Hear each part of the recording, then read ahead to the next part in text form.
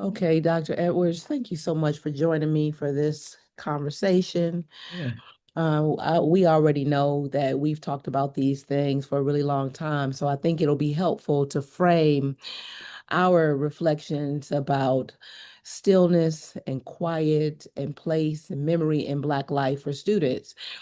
So during the week of the 23rd, we have hmm an optional enrichment activity that we will be engaging our students in, and we invite all the students in the first year experience course to join us for this activity. yeah, Um, and so, what we ask of them is to consider what is the relationship between memory and place in Black life, and what kinds of places do we need to imagine or claim?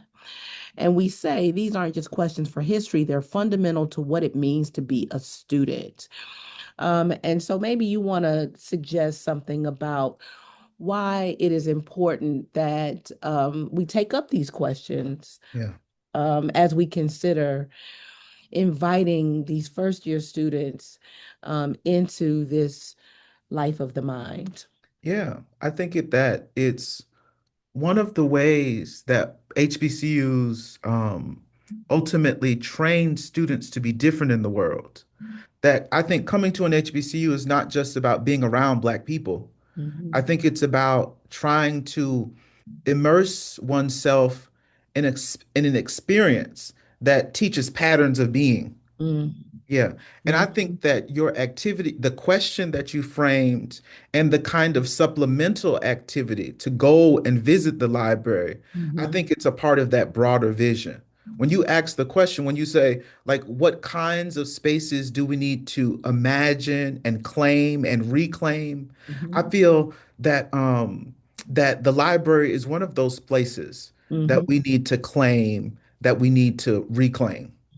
Yeah, especially because now there's so much material that you can get without having to go to the library. Yeah. You can get them digitally. And what we know is that our students do that quite often and well. Yeah.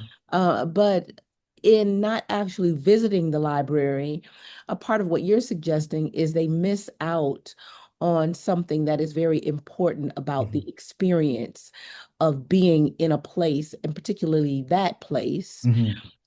And I'd like you to invite you to say something about what being at that place, Mhm. in that place, at the library at a historically Black college, why is that meaningful for our students to experience? Yeah. Um, First, I think that being at the library, and of course, we've talked about some of these things, Hmm. might be a kind of metaphor for civic life. Hmm. And if we look at the long history, the long racist, Hmm. imperial, problematic history of America, Hmm. um, Black people have been foreclosed and prevented from participating in civic life in meaningful ways. And if we read the library as a kind of metaphor for civic life with all of its language, we borrow texts, we don't rent them. Right. If we think of the library as a kind of metaphor for that thing, I Mhm. think it shows and encourages students to imagine themselves as a part of American social fabric, and in Mhm. interesting ways to write against the fact that you are supposed to just be your body, Mhm. that you are just supposed to be a worker, not a thinker, that you're Mhm. supposed to be a cotton picker, Mhm. not a person who's engaged in the work of the mind. Yeah. So I think going to the library um, provides an opportunity to write against that history and Mhm. to like kind of imagine Mhm. something else for our students. Yeah, and I mean, we've talked about this, but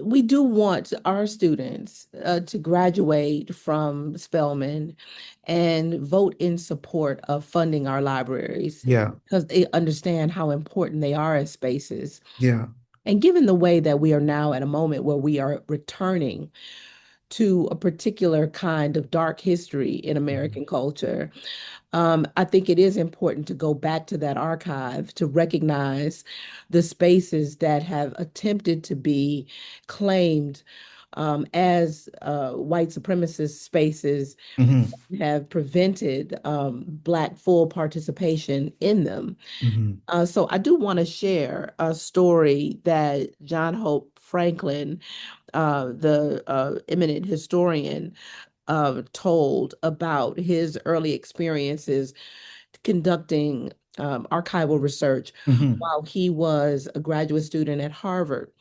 So he recounts how he visited the State Department of Archives and History in North Carolina, which at the time he notes were presided over by a white man with a doctorate in history from Yale. This man's credentials from an Ivy League school matter for the critique since the Academy had sanctioned and confirmed him as an expert and someone who understood how to think and reason with discipline. So that's important. The Yeah. fact that you graduate, it means that you have a particular kind of understanding. Yeah. So Franklin was then expecting this man to act in an enlightened way, but instead, the man had clearly succumbed to a simple and limited idea about humanity in the way that he presided over the archive. As Franklin tells it, the North Carolina archive was as plainly unimaginative and violent as any other Jim Crow space. Mhm. In describing his visit, Franklin writes, "The archivist frankly informed me that I was the first Negro who had sought to use the facilities there. And as the architect who designed the building had not anticipated such a situation, Mhm. my use of the manuscripts and other materials would have to be postponed for several days, during which time one of the exhibition rooms would be converted to a reading room for me. Yeah. Then seating him in the same room as other patrons would have suggested social equality." And so, to your point about the kind of imagination that we're trying to touch, Mhm. this Yale trained archivist Yeah. was not touched by an enlightened imagination Mhm. that saw beyond the limits of Jim Crow. What then makes HBCUs different is, I mean, to this day, and I not just the return, but our students often have an experience of feeling unwelcome. What we don't want is for them to have become so habituated to that sense of unwelcome that you think that you don't belong. So what makes HBCU archives and libraries so unique is that they actually expect the Yeah. arrival of the Black scholar. And I think in that expectation, it writes against a violent history. I Yes. think in that expectation, it sets a context Mm-hmm. for human dignity. I think that we oftentimes, students might oftentimes think of libraries as boring, stale places. Mm-hmm. But I think what the quote kind of imagines is that it's a place alive with human dignity. It Yes. can be a place or a site of violence, Mm-hmm. but here those violences are kind of brushed away, Yes. and the library becomes a site alive and loud Yes. with Yeah. human with Black human dignity. Yeah, and so what you're describing is very much what Kevin Quashie, that brilliant scholar who wrote The Sovereignty of Quiet, that work that I love so much. We But love. It's good. yes, yes. I mean, you have just described what he says Mhm. about Black interiority and Yeah, quiet in particular, because as he says, publicness and loudness and resistance yeah, become the lingua franca of Black life, mhm, such that you ignore yeah, the quiet expressions of human dignity and fullness and aliveness yeah, that is also constitutive of Black experience and Black humanity. And so a part of what he's trying to do in his work yeah. is turn our attention to a fullness of Black aliveness in ways that we've often overlooked. And I think that that's sort of like the tension, or maybe tension is not the right word. Maybe the irony might be a better word. That Hmm. in this public space, that Hmm. if we read this public space carefully enough, we might discover in it a kind of reverberation, a kind of loudness with regard to Black humanity. Yeah, Yeah. it's a quiet public space, Mm-hmm. but in that publicness, Mm-hmm. there are quiet, intimate gestures of Yeah. Black humanity. I Yeah. love the quote, like this Yeah. metaphor for the Yeah. library. Yeah. Well, and I think actually, I mean, because we have been in the AUC for quite some time, Mhm, and so we know the way that students talk about and experience the library. So we know that the language mhm. that they use to describe it is as Club Woody. Yeah, they do. They do. They do use that language. But what you're suggesting, though, about the profundity of quiet, and the way that the expression of the way that students have turned the space into a sort of a space that mimics the way that Black life is sort of regarded, Yeah. they're missing out on Hmm. something if Hmm. they don't reclaim the Yeah. importance of being quiet in that space. Yeah.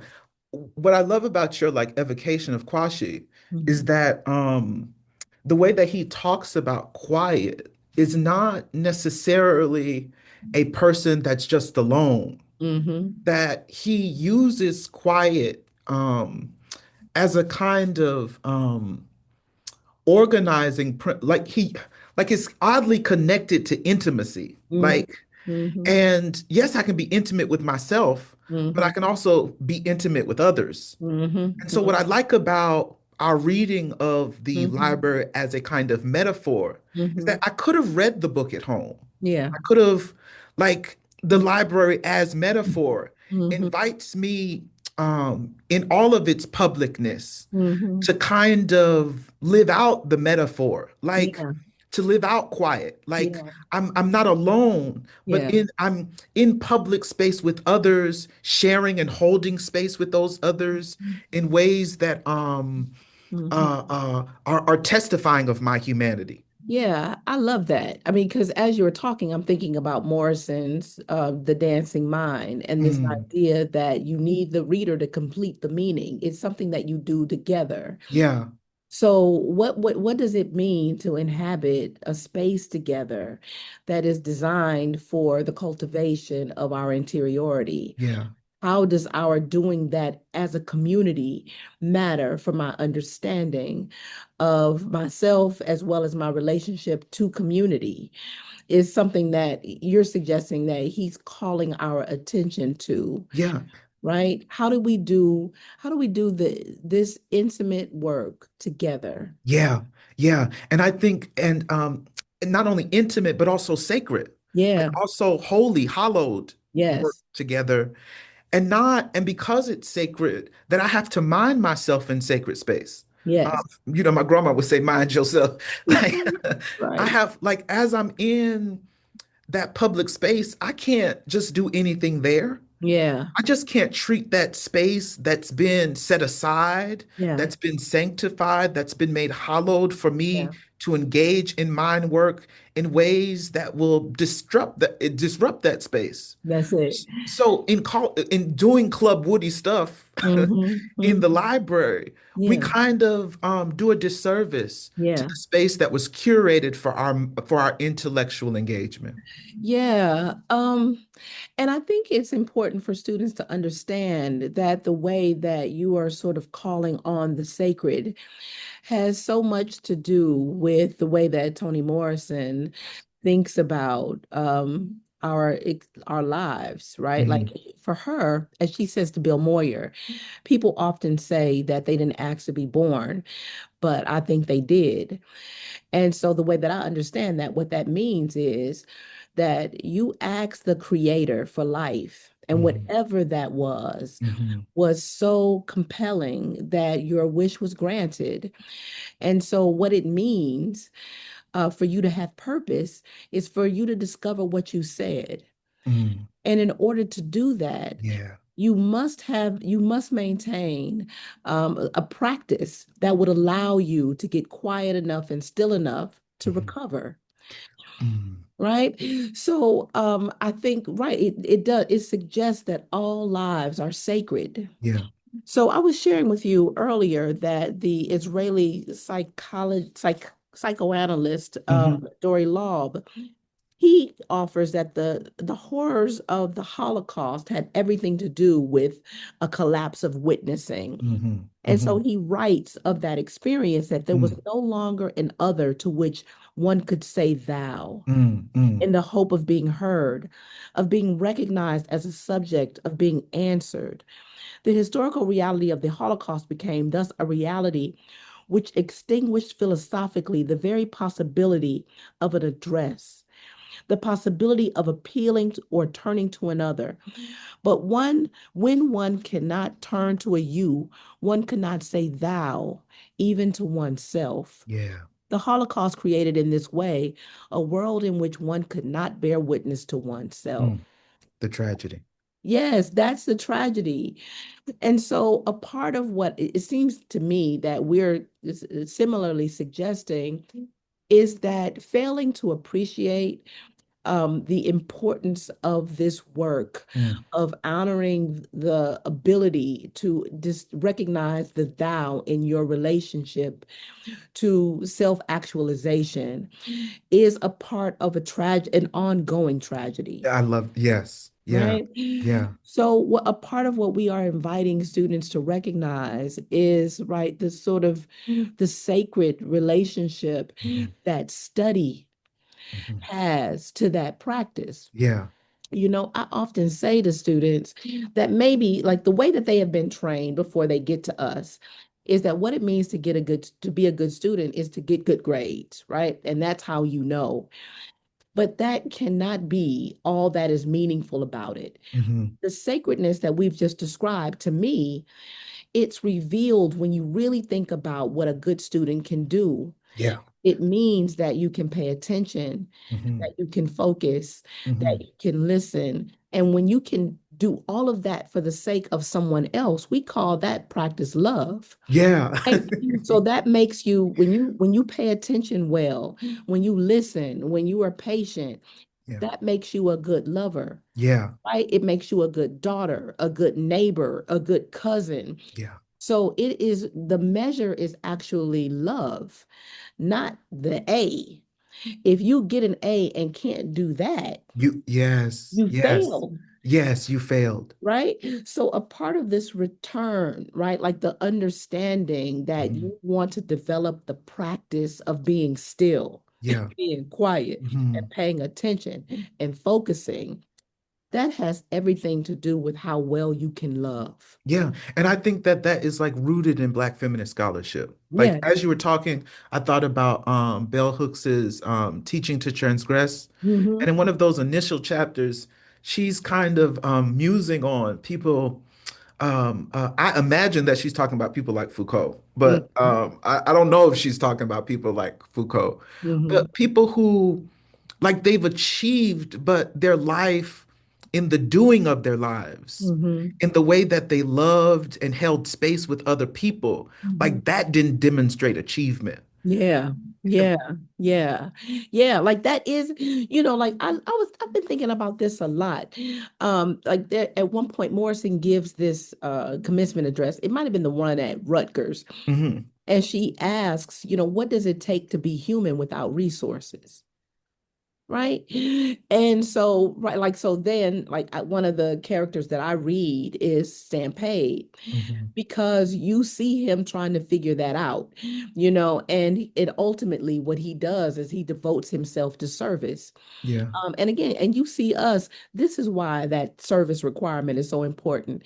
That is how you become, yeah, right? But now it seems to me like often that like in American culture, it's less about what does it take to be human without resources and more, what does it take to be human when you have like more than enough? yeah, yeah, Like yeah. when are you going to be satisfied? Hmm. Hmm. Don't you have enough stuff? Hmm. Why do you have to treat these people so poorly? Hmm. What is it about this excess Yeah, that leads to your stinginess yeah, about what you might give?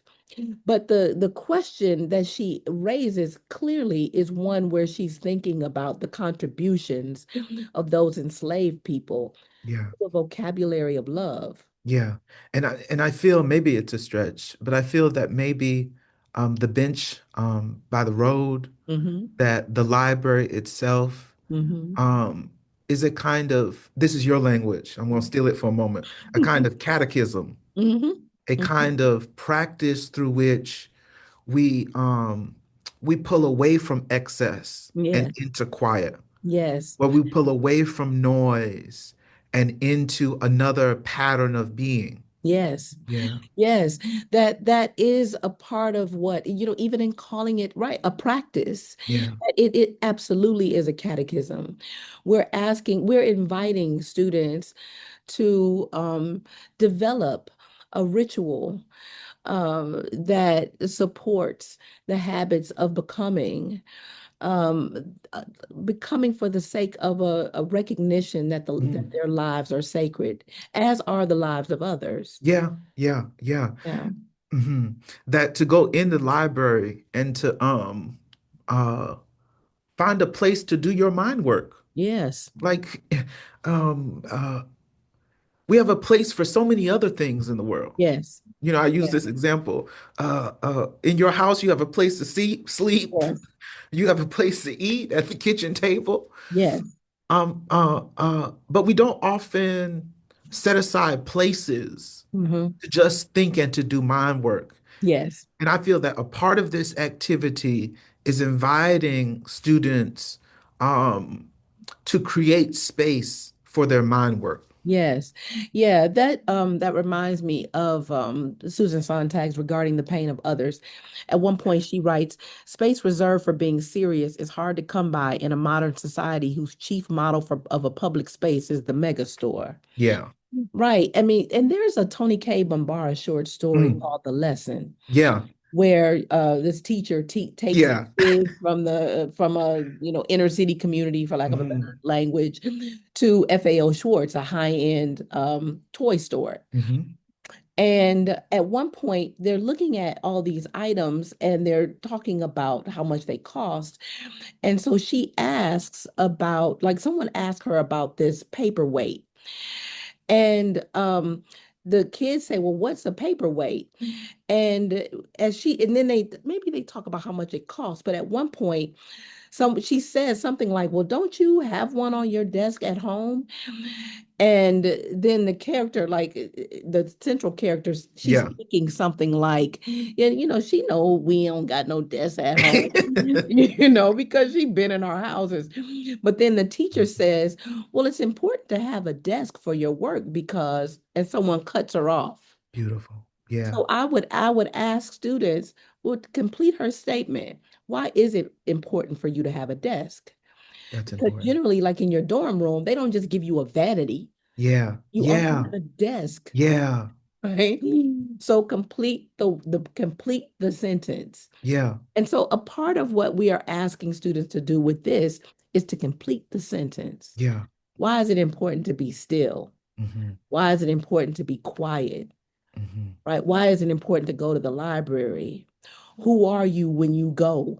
What do you discover about yourself? Yeah. Right? What do you notice about the world? hmm And so it is an invitation to sort of complete the process Yeah. of becoming a serious woman of consequence. Yeah, I think that's beautiful. I even think that some of the library's exhibits like Mhm. speak to the importance of a desk. Yes, Like that, those black interior pictures of old Spelman, yes. where students are standing Mhm. before their desks talking to Yes. each other. I think that it's a kind of photographic staging of the thing that you're suggesting. Uh, Yeah. Absolutely. So with this project, I'm glad you mentioned that because we've got a part one and a part two. Yeah. And so, right, like this first part is really an introduction. So, it involves the bench and going into the library and finding space in place.